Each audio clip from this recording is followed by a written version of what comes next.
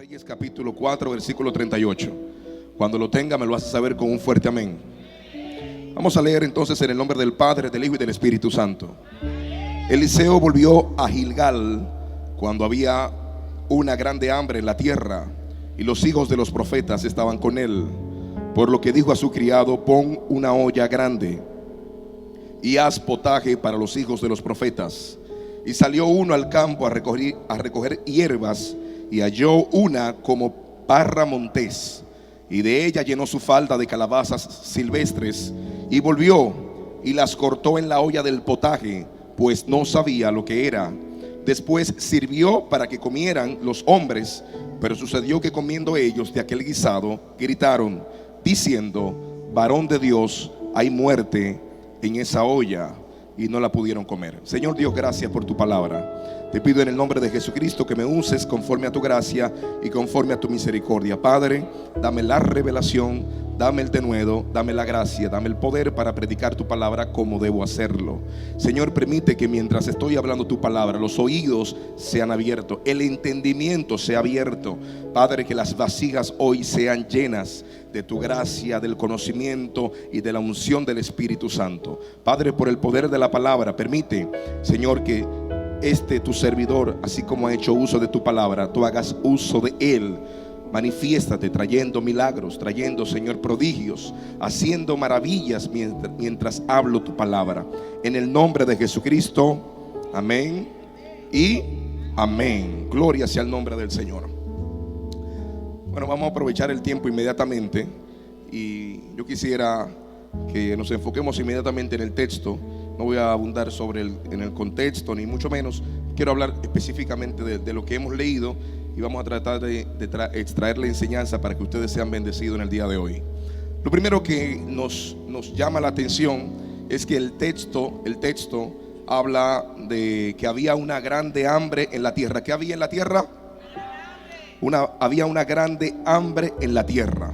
Y hay algo curioso con esto de la grande hambre en la tierra. ¿Qué es lo curioso con este tema? Lo curioso es que el estado de la tierra depende del cielo. O sea, el estado de la tierra, si que la tierra produzca fruto, ese estado depende de lo que sucede en el cielo. Si no hay lluvia, es imposible entonces que se pueda generar fruto sobre la tierra, ¿sí o no? Por eso el libro de Ageo capítulo 1 versículo 10 dice: y la tierra detuvo sus frutos a causa de que los cielos detuvieron la lluvia. Por lo tanto, lo que sucede en la tierra depende de lo que sucede en el cielo. Ahora, lo que sucede en el cielo depende de lo que sucede en el corazón del hombre.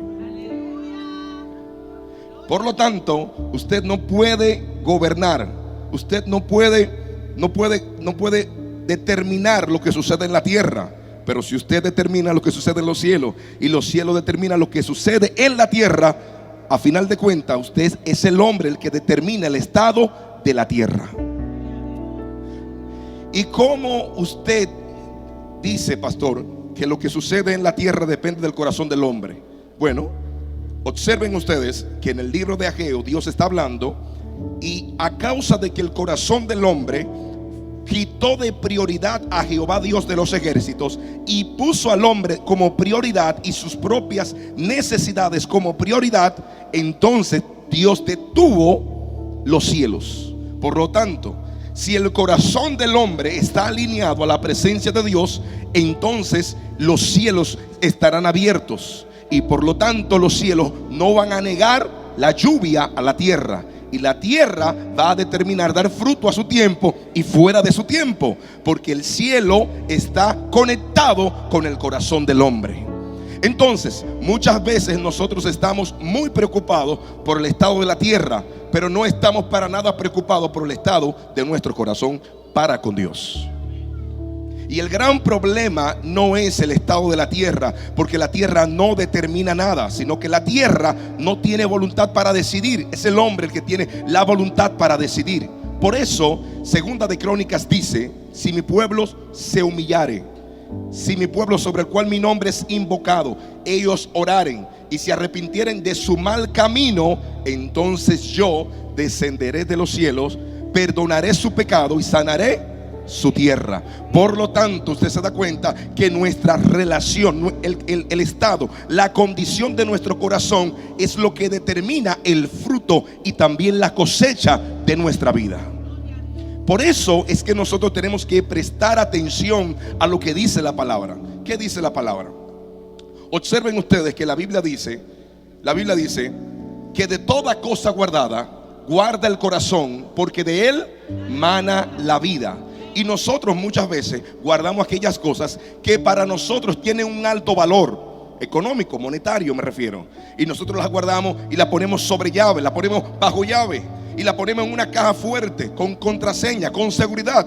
Bueno, podemos decir inclusive, algunos de ustedes saben que hay aplicaciones que permiten que usted tenga dentro de su celular, la mayoría de las personas tienen en su celular una contraseña para poder acceder a ella. Pero también, después que usted entra, también hay carpetas y archivos que usted le puede poner una contraseña para entrar a esas carpetas y a esos archivos. ¿Por qué tantas contraseñas? Porque para usted eso es información confidencial que usted no quiere que todo el mundo acceda a ella.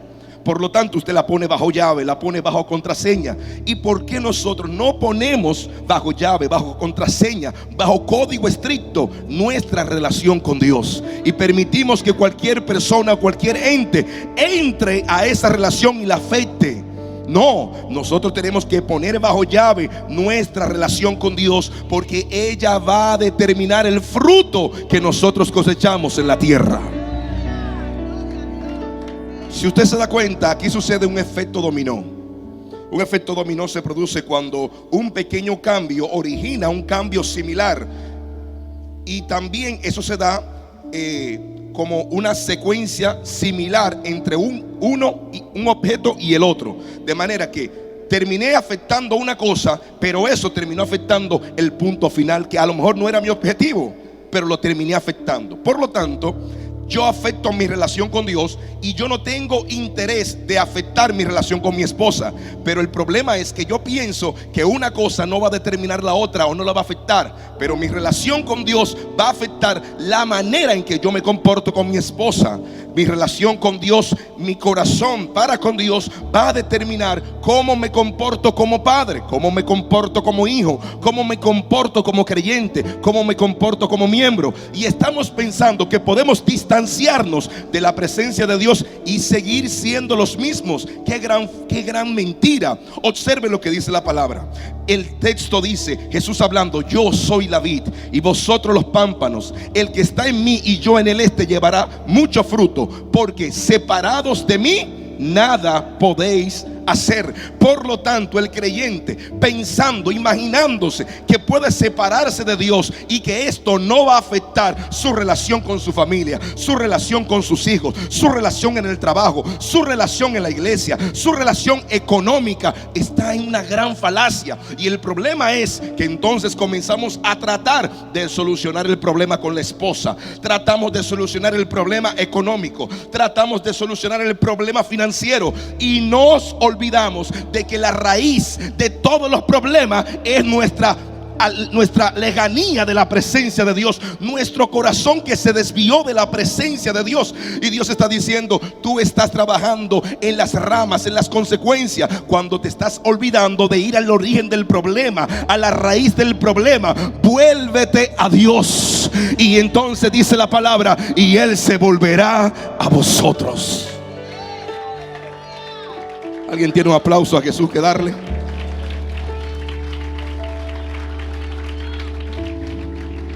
Israel está pasando por una gran hambre. Israel, dice el texto, y había una gran hambre sobre la tierra. Pero esto no fue fortuito. Habían 3 años de sequía en este contexto que estamos leyendo. 3 años de sequía. 3 años de sequía. Nosotros actualmente estamos en un periodo de sequía en República Dominicana. Y cuando hay sequía, entonces los agricultores, las personas que dependen, que trabajan la tierra, saben el peligro de una sequía. Saben el peligro que implica una sequía.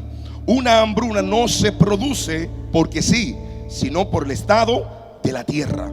Por lo tanto, Israel no estaba en una sequía porque el lugar donde ellos vivían era desértico, sino que estaba en una sequía porque Dios era el que determinaba conforme a la condición de su corazón si traía la bendición o entonces desataba la maldición sobre ellos. Así que el periodo que ellos estaban pasando, ellos no eran ajenos. Ellos sabían que lo que estaban pasando era consecuencia de su mal caminar. Ellos eran los responsables de lo que les estaba sucediendo. Y muchos creyentes quieren responsabilizar a otros sobre el mal que está aconteciendo sobre ellos y no quieren hacerse responsable del mal que ellos mismos están ocasionando o están generando sobre su propia familia. Y ahí viene el gran problema. Cuando usted no se hace responsable y usted comienza a culpabilizar a otros, entonces usted nunca va a solucionar el problema, porque está invirtiendo los recursos en el lugar incorrecto. Está invirtiendo los esfuerzos en el lugar incorrecto. Por ejemplo, Saúl pensaba que el causante de todos sus males era David. Así que él dedicó años y años completos en perseguir a un enemigo que no tenía la culpa de su mal. Él pensaba que Dios le había desechado a causa de David, y Dios nunca desechó a Saúl a causa de David. Dios desechó a Saúl a causa de su pecado. Pero a veces nos resulta más fácil, nos resulta menos complejo decir la causante o el causante de mi mal es fulano de tal o sutano, y no decir yo soy el responsable de mi mal. A veces es más fácil decir yo no me gradué porque no tuve ayuda, pero hay personas que no tuvieron ni siquiera padre y madre y se graduaron. No puedes responsabilizar a otros de tu bienestar o de tu malestar. Tú tienes que ser responsable. Tú tienes que saber que la condición de tu corazón es lo que te cierra los cielos o lo que te abre los cielos. Eres tú el que decide cómo caminar y cómo vivir. Así que nosotros los creyentes tenemos que mirar la tierra y mirar nuestro corazón. Tenemos que mirar al cielo y mirar nuestro corazón. ¿Por qué mis hijos no quieren servir al Señor? ¿Será que yo no le estoy predicando con el ejemplo que debería predicarles? No, es más fácil decir lo que pasa es que en la iglesia me lo marcaron. Es que alguien le habló mal. Es que alguien los maltrató. Pero ¿cómo me vieron a mí? ¿Qué ejemplo notaron en mí? Entonces a veces estamos viendo la condición de la tierra y queremos solucionar el problema de la tierra, cuando no es la tierra lo que hay que solucionar. Es el corazón que determina los cielos y los cielos que determinan la tierra. ¿Alguien está conmigo en el día de hoy? A causa del hambre, diga conmigo fuerte, a causa del hambre. Vamos, acompáñenme de nuevamente. A causa del hambre, el profeta dice: haz potaje para saciar el hambre. Haz potaje. Vamos a hacer un potaje. Un potaje era un guiso, era una especie como de sancocho, se podría decir, con muchos vegetales y carnes. Se hacía, eso es mucho de la cultura anglosajona, hacer ese tipo, y también de la cultura oriental, hacer ese tipo de comida. Entonces era una comida donde todos compartían. Y entonces él dice: hagamos un gran potaje. O sea, busca una olla grande y vamos a hacer un potaje para saciar el hambre, para tratar de contrarrestar el hambre. Una cosa interesante aquí que yo creo que nosotros tenemos que prestar atención. Observen ustedes que el profeta dice: vamos a hacer un gran potaje a causa del hambre. Por lo tanto, si ustedes observan, en el mundo hay una gran hambre. En el mundo hay una necesidad, una sed, una hambre, a causa de una sequía de Dios en los corazones, una sequía de Dios en los jóvenes, una sequía de Dios en los adolescentes, una sequía de Dios lamentablemente hasta en los niños y hasta en los viejos. Una sequía de Dios tan terrible, una hambre de Dios tan terrible, que necesita de una iglesia que diga: tenemos que tener un gran potaje, tenemos que hacer un gran alimento para esa gente que está en el mundo muriéndose de hambre. El profeta ve la necesidad y no se hace indiferente a la necesidad. Él dice: tenemos que hacer algo ante esa hambre. Pregunto yo, nosotros, la iglesia, los jóvenes de la iglesia, los siervos de Dios que están orando para que Dios los use, ¿acaso no estamos viendo nosotros el hambre que tienen los jóvenes? Ustedes creen, ustedes piensan, nosotros que conocemos la verdad, que sabemos que hemos experimentado la liberación, sabemos muy bien que ellos están sumidos en su pecado, en su delito, y están muertos. Por lo tanto, la vida de Dios les resulta desconocida, como nos resultó desconocida a nosotros. Y esa misma hambre que ellos tienen, también la teníamos nosotros. ¿Cómo es posible que la iglesia nos quedemos encerrados en cuatro paredes y no salgamos con un gran potaje de la palabra de Dios a predicarle a este mundo que tiene hambre y sed de la justicia del Padre? Observen ustedes qué dice la Biblia en el libro de Mateo capítulo 3.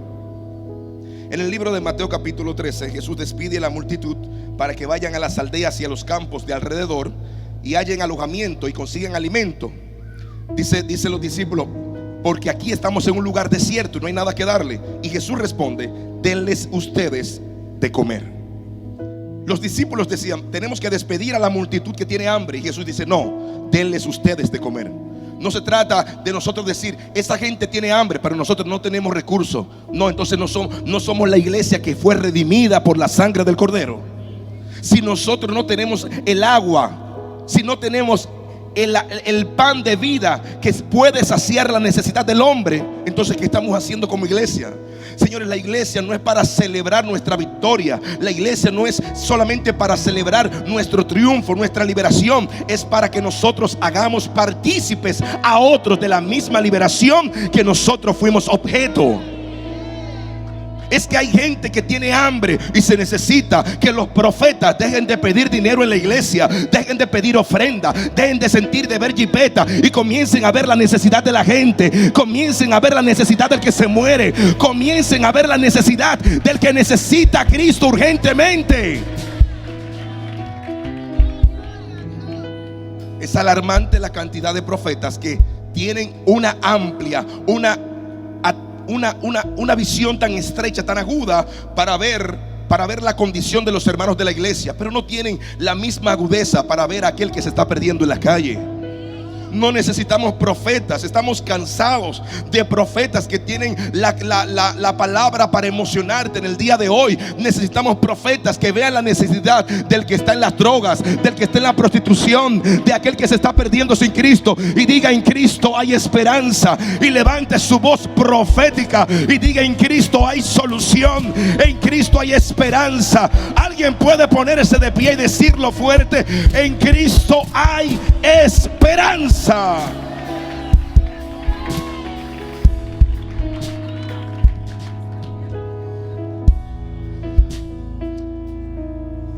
Déjeme decirle, amado, que esta hambre, creo que lamentablemente hay una hambre fuera del entorno de la iglesia, pero creo que hay una hambre dentro del mismo entorno de la iglesia, una hambre de verdadera palabra. Cuando yo termino de jugar softball con los muchachos, y nosotros a veces el que ha jugado conmigo saben que yo soy súper apasionado, yo me entrego. Yo me entrego, yo me deslizo, yo corro como que a veces los muchachos están asustados conmigo. Pastor, dele suave, pero que ellos me ven viejo, pero yo no me veo viejo. Para mí yo estoy nuevecito. No, para mí yo estoy enterito. Miguel los otros días me dijo: tiene que darle suave, no es lo mismo ya. Yo hasta mal me sentí, dije yo: mi alma te alaba. Pero yo termino de jugar muchas veces, y cuando termino de jugar, yo casi regularmente yo no bebo agua mientras estoy jugando. Si el clima está medio, pero a veces está, pero cuando termino de jugar, entonces salimos, un refresquito, y me bebo un refresco.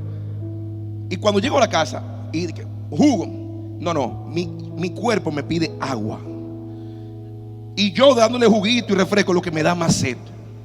Porque el cuerpo, cuando usted no le da lo que él necesita, él durante 3 minutos dice que está todo bien.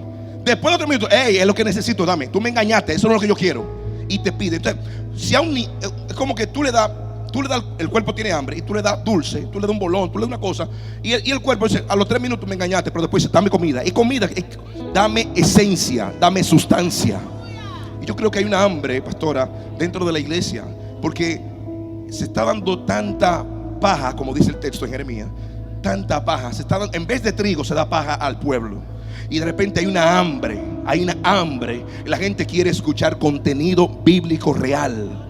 La gente no quiere escuchar el cuento, la historia. De hecho, a veces me asusta con los evangélicos que prefieren escuchar historias, hermano, que tienen más efectos especiales que una película de Marvel o de DC.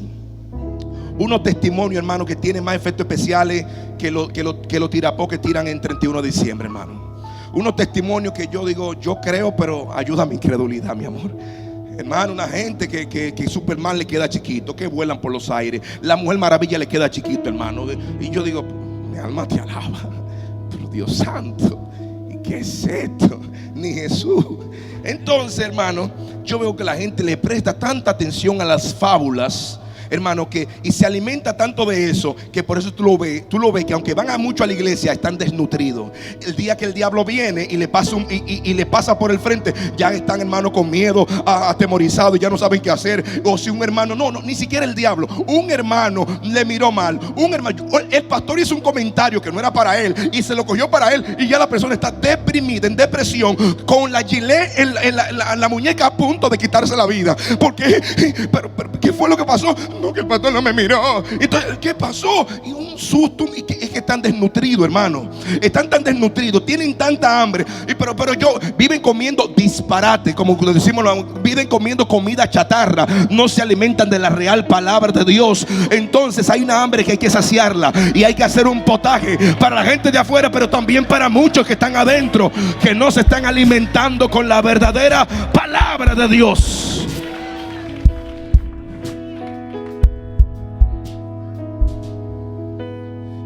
Dice el texto, haz potaje, una gran olla, y haz potaje para saciar el hambre. Los discípulos tenían la tentación de ser indiferente a la necesidad de la gente. Jesús no, Jesús le dijo, no, tengo que enseñarles. Los discípulos dicen, pero no tenemos los recursos necesarios para alimentar a esta multitud.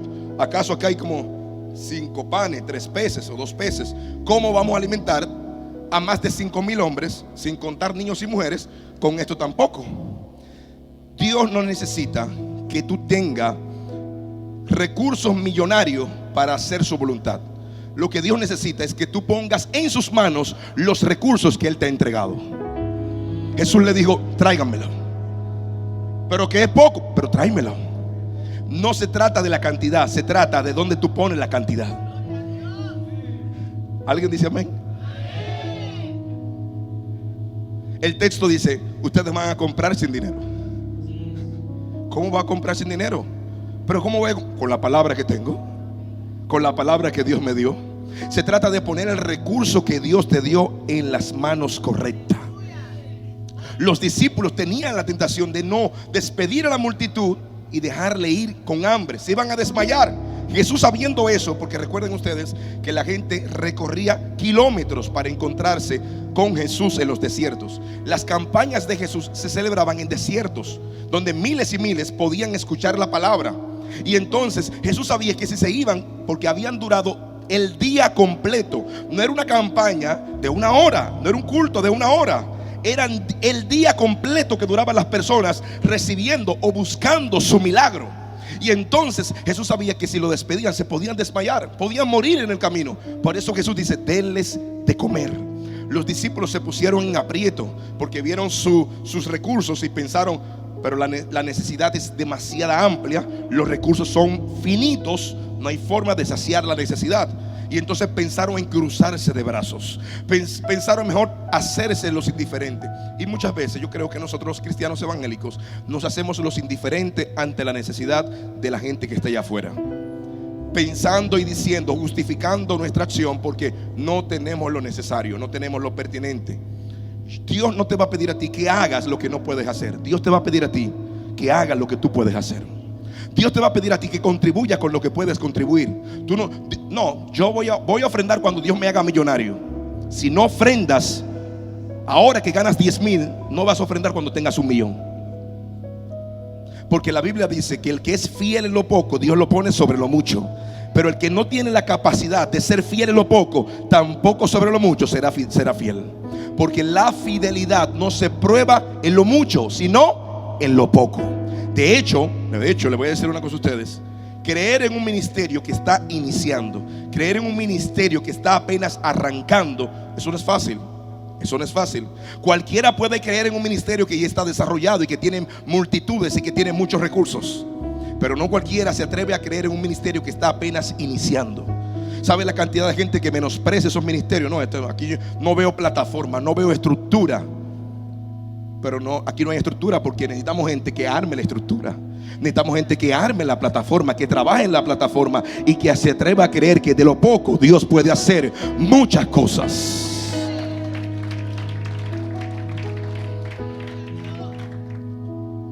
Dice el texto, sigue diciendo el texto en el versículo 39. Salimos del 38 y el 39 dice lo siguiente: y salió uno al campo a recoger hierbas. Diga conmigo, salió uno al campo. Vamos, ayúdeme por favor, todo el mundo. Y salió uno al campo. Mateo capítulo 13, versículo 38 dice, en Mateo capítulo 13 Jesús habla la parábola de el sembrador y la cizaña. ¿Recuerdan ustedes la parábola del sembrador y la cizaña? En la parábola del sembrador y la cizaña, Jesús, no la voy a decir, pero la puede leer. En Mateo capítulo 13 Jesús habla de la parábola del sembrador y la cizaña. Bueno, perfecto. En el versículo 38 Jesús explica la parábola del sembrador, porque cuando él recita, dice la parábola del sembrador, los discípulos no la entienden. Los discípulos no entienden el significado, a qué se refiere, con qué ellos deben relacionar la enseñanza. Como los discípulos no entienden, toman aparte a Jesús y le preguntan, le cuestionan: ¿a qué te refieres tú con esta enseñanza? ¿A qué te refieres tú con esta parábola? ¿Cuál es su enseñanza? Entonces, porque eso hacen los verdaderos discípulos. Los discípulos no tienen la responsabilidad de entenderlo todo, pero por lo menos lo que usted no entienda, tenga la capacidad, la humildad de acercarse y pedir una explicación. Y sabe los problemas que nos ahorraríamos en la iglesia si usted tuviese la capacidad de tener la humildad suficiente de pedir una explicación. A veces yo como pastor he dicho cosas y de repente alguien me malinterpreta, porque recuerden que yo digo las cosas, pero usted entiende lo que quiere entender. Yo predico algo, pero usted tiene la capacidad de entender lo que usted quiere entender. En una película de libre interpretación, hay personas que entienden un mensaje distinto al del otro, conforme a sus propios valores. Hay gente que vio mensaje espiritual en la película de Avengers. Yo no lo vi, pero hay gente que lo vio. Porque por eso tiene que ver con su persona, tiene que ver con su condición. Así yo digo algo, de repente usted le da una aplicación que no fue el sentido que yo dije, de repente hay un conflicto. Si usted se acercara a mí, no entendí muy bien, déjeme acercarme al pastor. Es un ejemplo que estoy poniendo de mi persona, pero puede ser con cualquier otra gente. Entonces usted se acerca a la persona, pregunta: ¿qué fue lo que tú quisiste decir? Y de repente, ahora imagínense los discípulos: Pedro dice: no, yo entendí qué es lo que quiso decir. Y Mateo dice: no, yo sí entendí. Y todo el mundo con una aplicación y con una interpretación distinta a la original. Y de repente se arman 500 religiones. De entre los discípulos se arman 500 religiones. El trigo y la cizaña, parte 1. Iglesia, el trigo y la cizaña, parte 2. Iglesia, Pedro el apóstol, parte 3. Iglesia del avivamiento, la cizaña, 4. Y se arman 500 iglesias por 500,000 interpretaciones. Mejor, vamos a la fuente, preguntemos a Jesús: ¿a qué te referías? A veces hay que tener la humildad suficiente para decir: ¿qué fue lo que tú quisiste decir? Y nosotros no darnos la libertad de comenzar a interpretar y de repente ofendernos sin haber necesidad de ofenderse. Una cosa importante aquí es que cuando Jesús se acerca, Jesús le dice a los discípulos: lo que pasa es, y dar interpretación, dice: mira, el trigo es la palabra y la cizaña es la mala obra que el diablo siembra en la iglesia. Pero dice el campo, en el versículo 38, el campo es el mundo. ¿Qué es el campo? Y aquí dice el texto: y salió uno al campo. ¿Dónde fue que salió? Y el campo es, el mundo es, y el campo es. Se entendió. Salió uno al campo. Quiere decir que salió un muchacho al campo, uno de los hijos de los profetas. Pero ese, según el texto, no era muy diestro, no tenía muchos conocimientos, era un neófito. Y esa persona que salió al campo tenía todas las mejores intenciones del mundo. Tenía buenas intenciones, pero debo decirles que las buenas intenciones no determinan buenos resultados. Repito, buenas intenciones no determinan buenos resultados. El hecho de que una persona quiera predicar y es una buena intención, no quiere decir que cuando predique va a generar buenos resultados si no tiene la preparación y el llamado para hacerlo. Y estamos en la iglesia plagados de personas con buenas intenciones, sin llamados y sin preparación. No hay cosa más peligrosa que un neófito con una red social con muchos seguidores.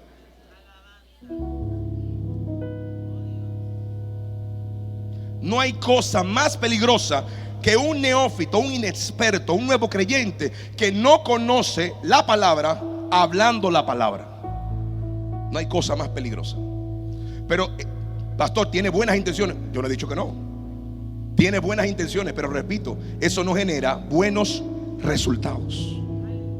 No lo genera. Porque usted, de buenas intenciones, usted puede estar haciendo cosas graves, malas, con buenas intenciones. Pregunta usted, Usa, cuando recuerdan ustedes que el arca de Jehová, el arca del pacto, ahí estaban llevando unos bueyes, y dice la Biblia que los bueyes tropezaron, y entonces al parecer el arca se iba a caer, y Usa extendió su mano para que el arca no cayese, y dice la Biblia que Jehová, Dios, lo mató. Pregunto, ¿tenía una mala intención Usa? Claro que no, no tenía mala intención, pero Dios había determinado que el arca nadie podía tocarla. No importa, mire, Dios es literal, Dios es textual, Dios es radical. Cuando Él dice nadie, es nadie, sin importar la circunstancia. Porque nosotros, recuerden ustedes, ¿cuál es el problema de nosotros como sociedad? Es que ahora nosotros hemos relativizado hasta la verdad. Como para nosotros la verdad es relativa, nosotros todo lo vemos flexible, porque lo relativo es flexible. Quiere decir que tú tienes que ser flexible, porque acuérdate que puedes. Yo creo en la relatividad. Yo creo. Lo que pasa es que eso corresponde a un marco y a un contexto. O sea, cuando nosotros hablamos de la realidad, es relativa. Lo que no es relativo es la verdad. Un hecho no es una verdad, un hecho es una realidad. Y nosotros asumimos ese hecho como si fuera una verdad y lo queremos relativizar.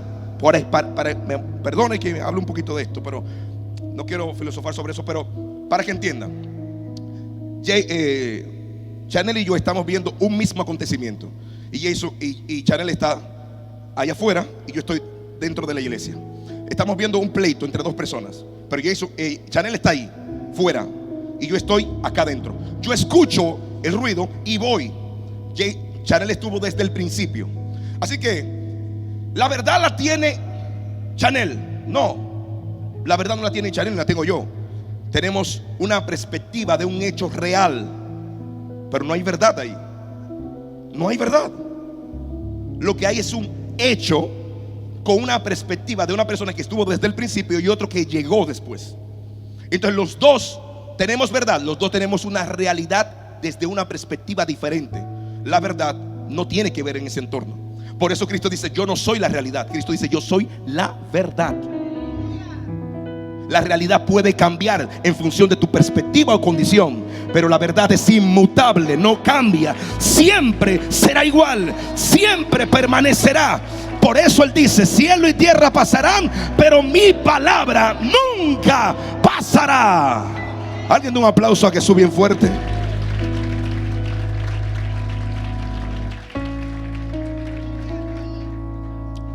Primera de Timoteo capítulo 3 versículo 6 habla acerca de los obispos, habla acerca de aquellos que van a trabajar en el pastorado o en el ministerio. Dice: no un neófito, no sea que envaneciéndose caiga en condenación del diablo. Cuando Pablo habla a Timoteo, no puedes ungir a un neófito para el trabajo, para el quehacer de la iglesia, porque se puede envanecer y puede pensar que lo que está sucediendo es a causa de él, y termina envaneciéndose y cae en descrédito y lazo del diablo. ¿Cuántas personas ustedes conocieron, predicadores, pastores, que eran los más humildes? Después que generaron 3 likes en Facebook, en YouTube, en Instagram, ahora tienen tarifa. tienen tarifa. Ahora hay que hablar. Yo no tengo problema con hablar con el secretario, con hablar no, eso para mí no es un problema. Para mí el gran problema es tú ponerle precio a una cosa que no es tuya. O sea, para mí no hay ningún problema con ponerle precio a lo que es tuyo, porque yo creo en el principio del capital. Yo creo en eso. Lo que yo creo es que esto no es de nosotros. La gracia no es mía. Es más, la gracia tiene un valor tan alto que como el hombre no podía pagarlo, Dios decidió darlo gratis. Y Él dijo: ahora den gratis lo que yo le di a ustedes, gratis. No es que es barato, es que es tan alto el valor que ustedes no tienen para pagarlo, y ahora ustedes lo van a dar de gracia. Den de gracia lo que recibieron de gracia. ¿Alguien entiende lo que estamos hablando en este lugar? Grite fuerte amén.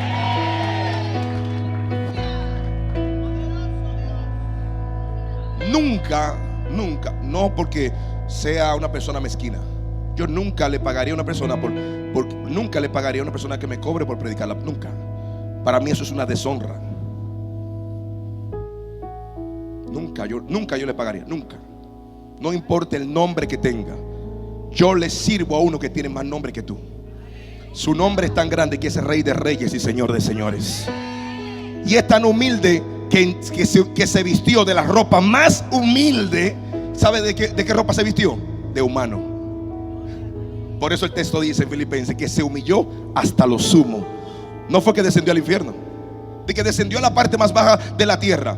¿Quién dijo que es el infierno? La parte más baja de la tierra es el hombre. ¿Usted no sabe eso? La parte más baja de la tierra a la que descendió Cristo fue vestirse de un cuerpo de carne. Se limitó, tuvo hambre, tuvo necesidad, pero como se limitó tanto, se humilló tanto, Dios le dio un nombre que es sobre todo nombre, para que ante ese nombre se doble toda rodilla y toda lengua confiese que Jesús es Rey de Reyes, Señor de Señores. Alguien adora su nombre, alguien levanta la mano y alaba a Dios en este lugar. Alguien dice: ese es el Dios que yo le sirvo.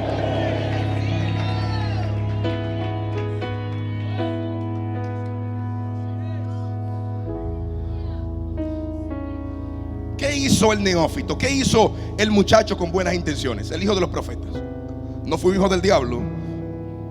No fue una gente mala. No fue una gente mala que hizo esto. Una gente buena que quería servir, pero que no estaba cualificado para servir. ¿Entendieron eso ustedes? Yo veo personas. Yo recuerdo una ocasión, yo tenía una jovencita en la iglesia que me insistía que quería servir en la iglesia. Y yo le decía: pero yo quiero que a ti te sirvan primero, porque la iglesia, el más humilde, el que llega, no llega y lo ponen a servir porque llegó. No, es diferente, porque es un reino contrario al mundo. En el mundo el que llega de último lo ponen a servirle a los demás. Aquí no, aquí tú llegas y todos te sirven. Los más grandes te tienen que servir a ti. Si no te sirven, entonces luego tú no tienes referencia de cómo se sirve en la iglesia. La idea es que tú llegues y te sirvan primero a ti. Y cuando tú veas que te sirvan a ti, entonces tú vas a decir: oh, es que mientras más grande, más tú tienes que servir al que llega. El más grande en este reino tiene que servir al más pequeño. Oh, ok. ¿Entendieron? Entonces esa persona me decía: pastor, yo quiero servir, es que yo quiero. Y digo: sí, pero es que no estás calificada para hacerlo. No puedes hacerlo. Hay que servirte primero. Pero es que hay que servirte primero. Porque lo que pasa es que cuando venga alguna dificultad, que va a venir, cuando venga algún problema, que va a venir, que se va a levantar, porque no hay cosa más difícil que servir en la iglesia. ¿Usted sabía? Eso es lo más complejo, lo más complicado de servir en la iglesia.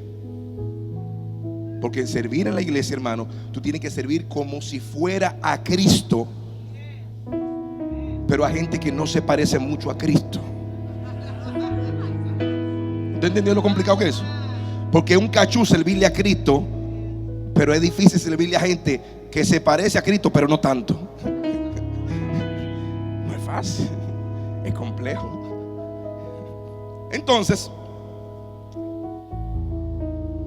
no se trata de insistencia, se trata de hacer las cosas de manera correcta. Dice la Biblia que el muchacho salió a buscar y halló. Diga conmigo: halló.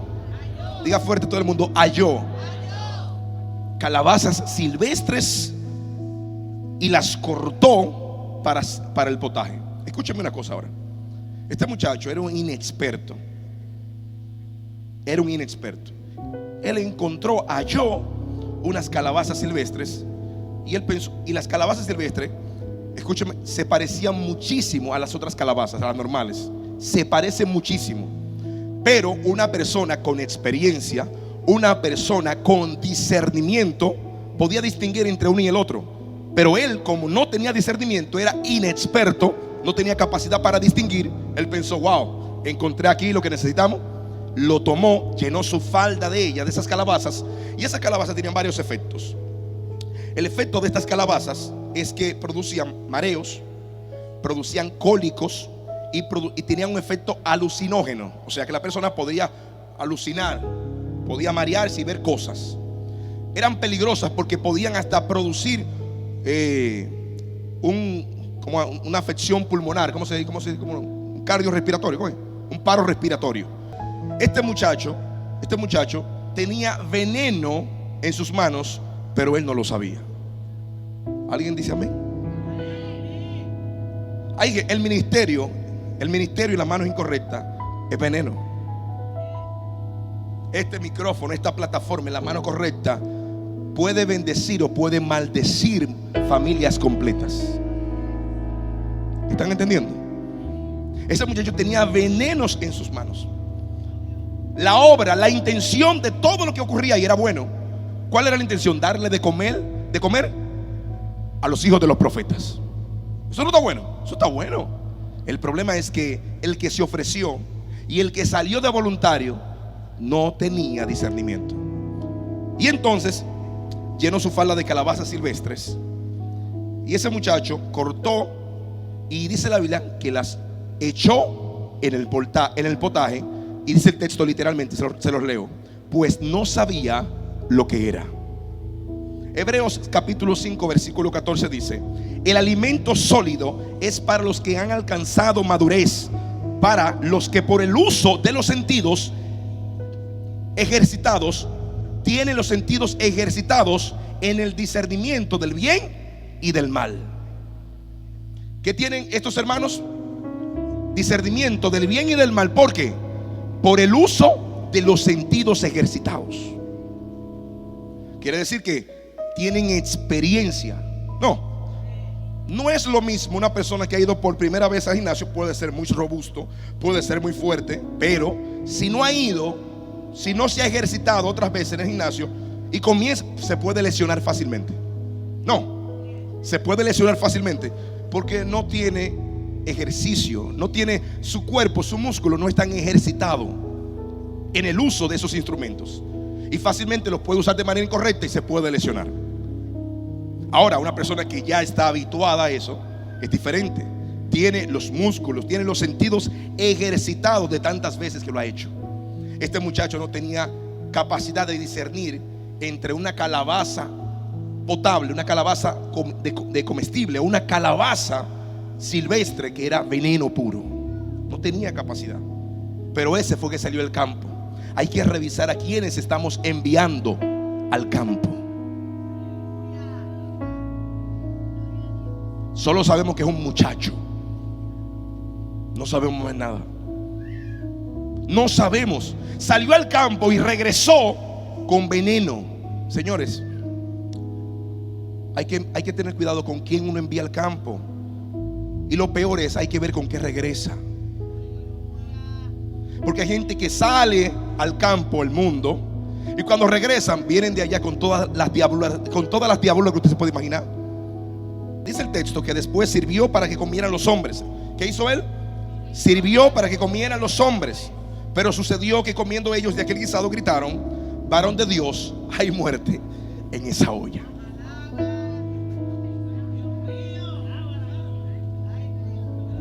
Hermano, cuando esa gente sintieron esa bomba que cayó en ese estómago, dijeron: hay muerte en esa olla.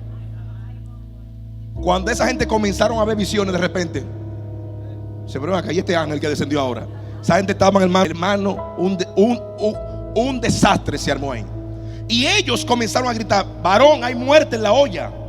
Y yo vengo a decirle a ustedes, señores, que se está preparando un guiso muchas veces, pero hay muerte en ese guiso. A veces hay unos mensajes, hermano, que usted ve la muerte en ese mensaje. A veces hay unas acciones que usted ve en esas acciones la muerte en la olla. Señores, hay una muerte en la olla. Hay un guiso que supuestamente tiene la buena intención de alimentar a la multitud, pero le está matando. Escúcheme, yo no estoy hablando de gente con malas intenciones. Yo no estoy hablando de profetas o apóstoles o pastores con malas intenciones. No, tienen buenas intenciones, pero hay muerte en la olla. Porque lo que le echaron a la olla, Dios no lo aprueba. ¿Alguien me está entendiendo? No es hacer, señores, la puerta estrecha. No hay forma de que los pastores no pongamos uno a la derecha y otro a la izquierda y la hagamos más grande para que la gente entre. Es que la puerta es estrecha y la puerta yo no puedo modificarla, porque la puerta es Cristo. No es el hombre, no es el pastor, no es el evangelista. La puerta para entrar es Cristo. ¿Alguien está entendiendo lo que estamos hablando?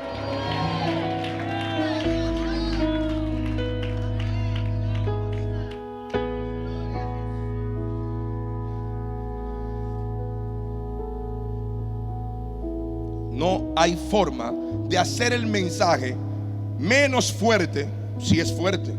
No hay forma de hacer este evangelio o esta cruz que pese menos si es una cruz que pesa lo que Dios determina que debe pesar. ¿Alguien está entendiendo? O sea, yo no puedo hacer la cruz menos pesada para que tú no te sientas mal. No soy yo quien determina la cruz que tú debes llevar. Es Cristo quien determina la cruz que cada uno de nosotros debe llevar. La medida, la longitud, la profundidad, el peso de la cruz, no soy yo el pastor que lo determina. Dios me colocó a mí mi propia cruz, y cada uno de ustedes lleva su propia cruz. La cruz es la negación, es a lo que tú debes negarte. La cruz es el sacrificio, lo que tú quieres, que debes renunciar a ello. Esa es la cruz. Esa es la cruz. Y así que yo no puedo hacerla más flexible, no puedo hacerla más llevadera. No, cada uno llevará su propia cruz, su propia carga. A lo mejor este muchacho la vio. Usted sabe que los malos alimentos abundan como nadie se lo come, abundan. Usted ha ido al campo, ¿verdad? Al campo, a un sitio, y usted encuentra los alimentos que nadie come, que son dañinos. Siempre usted lo ve eso repleto. Siempre usted ve eso repleto. Ahora, de lo que se come, usted ve siempre poco de eso. Siempre poco. Entonces, ese muchacho cuando vio eso, dijo: óyeme, dame cojeta porque no tengo que caminar mucho. Porque siempre hay mucho. A lo mejor para caminar poco, y tomó esa con buenas intenciones, repito, pero era veneno. Cuando ellos lo comieron, dijeron: hay veneno en la olla, hay muerte en la olla. La iglesia debe ser un refugio para el que está necesitado, hambriento y sediento. Y lamentablemente hay iglesias que tienen muerte en su olla. En vez de la gente salir edificada, sale, hermano, todo vuelto un etcétera. Hay gente, hermano, y es lamentable, hermano, cuando una persona inconversa dice: para estar mejor así en la iglesia, prefiero estar en el mundo. Debe ser una vergüenza para nosotros que un inconverso con razón diga eso. No, la iglesia, hermano, la iglesia es orden, la iglesia es disciplina, y la iglesia es reverencia. Y parecen hoy en día malas palabras. Usted le pide a los jóvenes que sean ordenados, que sean disciplinados, que sean reverentes, y parece una mala palabra, una ofensa. No le diga nada que se van de la iglesia. Pero ¿por qué me voy a avergonzar de decirle lo que Dios dice que le diga? Cuando Dios no se avergüenza de decirlo, yo lo voy a decir, lo voy a predicar, lo voy a anunciar.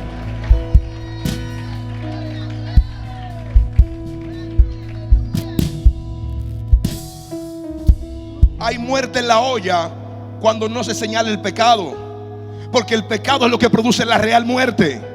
Y si nosotros flexibilizamos el pecado, si nosotros hacemos el pecado menos dañino en nuestra predicación, el pecado va a seguir teniendo los mismos efectos. Te va a seguir matando, te va a seguir esclavizando, te va a seguir atando y va a seguir matando tu relación con Dios. Porque la paga del pecado es muerte. Por lo tanto, ese efecto no es que vamos a predicarlo y vamos a decir que no hay pecado, que no hay pecado, y se va a convertir, y vamos a tener un mundo donde no hay pecado. Usted lo puede decir 500,000 veces.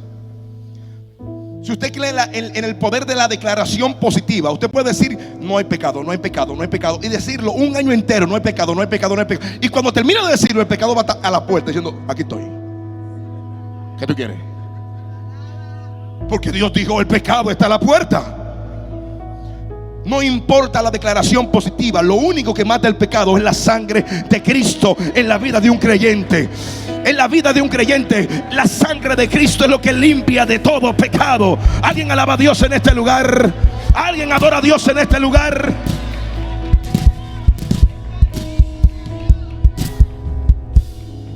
¿Sabe qué me preocupa a mí? Me preocupa a mí. Aquí hay algo que yo debo, que es interesante. Dice el texto, y ellos gritaron, varón de Dios, hay muerte en la olla. ¿Sabe qué me preocupa a mí? Gente que se está envenenando y no grita. Ellos gritaron, ¡hey! Esto está malo. Ellos gritaron, ¡hey! Hay muerte en la olla. Entonces, ¿cómo va a ser, señores, que hay gente que no grita, que no vocifera, que no predica en contra de esa predicación que te produce muerte? Hay que gritarlo. Lo que está mal debe decirse, debe anunciarse lo que está mal. Y dice el texto que el profeta Eliseo llegó, tomó harina, la roció sobre el potaje y dijo, cómanla. La comieron y todo estaba ok. ¿Qué significa la palabra? La harina. La harina es harina cuando ya terminó el proceso, cuando concluyó el proceso. Pero la harina realmente es trigo. ¿Qué es la harina? Trigo. Entonces, es trigo. ¿Qué era lo que faltaba a ese potaje? Le faltaba palabra. Le faltaba el trigo. Le faltaba esencia. Cuando él agarró, ¿hay veneno ahí? Cuando le tiró la palabra, se desapareció el veneno. ¿Sabe qué le hace falta a mucha gente en su corazón? Palabra. Tienen un corazón envenenado, hay dolor, sufrimiento. Vamos a rociarle palabra de Dios para que se sane. Vamos a rociarle la harina de Dios para que se sane. Póngase de pie en este día.